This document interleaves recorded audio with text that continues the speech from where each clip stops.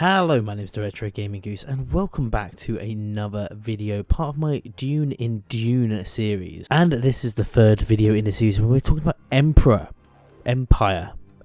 Battle for Dune, I think. Now, I have a bit of personal history with this game, like I do with all my games.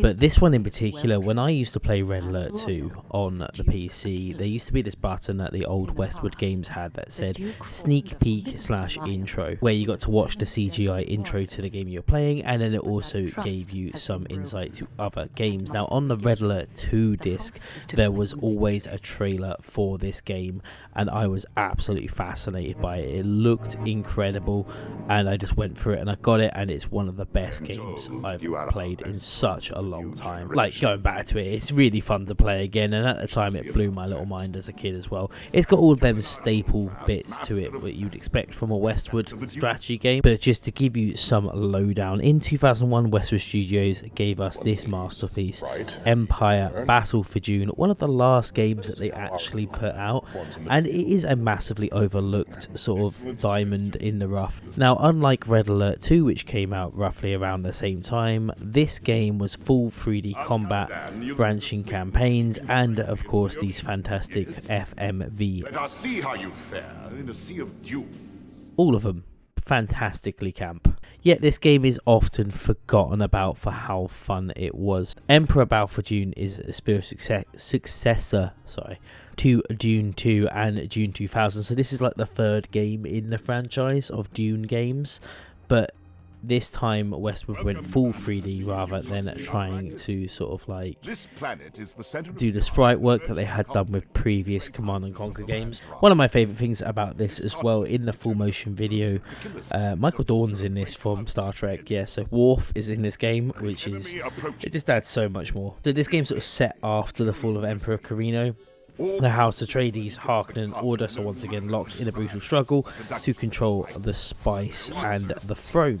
Pretty standard, pretty Dune. And it's that classic RTS strategy from Westwood. You build bases, you gather spice, you expand your army, but this time fully 3D, and it just adds so much more. You can rotate the camera, even though I don't in this footage because I only found out like towards the end that you can. The building bases seems smooth, it's very fun to play, and everything just seems really nice and easy to understand. You can pretty much control this whole game with one click on the button. Like what I haven't said so far, this game is a PC game. I've not been able to play this on any other console. It came out pretty much exclusively on PC.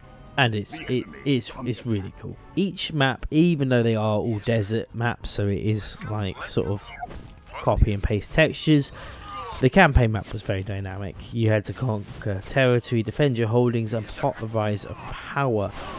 Each house had its own story arc as well, so when you play this game you select your faction and you have your own little sort of story for each faction, which is kind of like the grounds for most Command & Conquer games at the time, even though this is a Dune game, so I should say just Westwood games. But this game really emphasises that it wasn't all about war, and it was all about the politics, betrayal and survival on a massive galactic scale.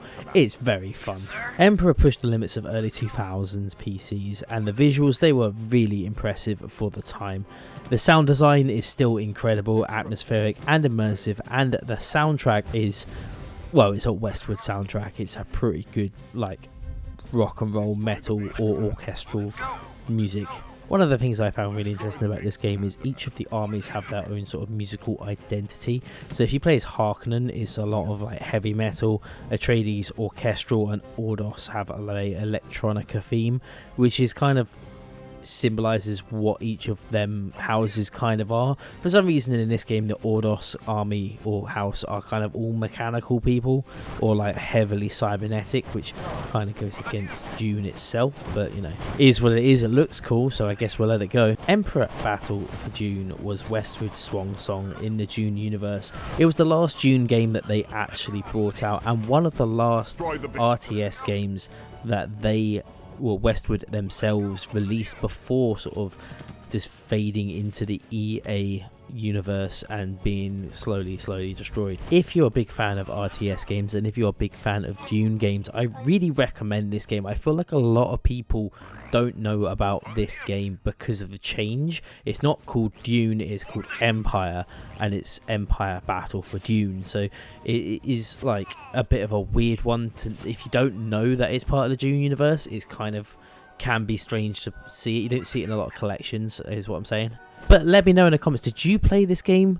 I feel like a lot of people played this game, but did you play this game? Let me know in the comments. Let me know if you're a big Dune fan like I am. This has been the third video in my Dune series. There will be one more video that will be coming out next week. Thank you so much for watching. If you have enjoyed this video, please remember to like the video, subscribe to the channel if you want to see more Dune content, and as always, thank you so much for watching, and hopefully I'll see you in the next video. Yes, sir. For the Duke. Yes, sir.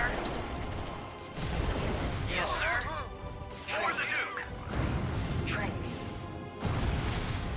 Yes, sir. Training. For the Duke. Training. Training.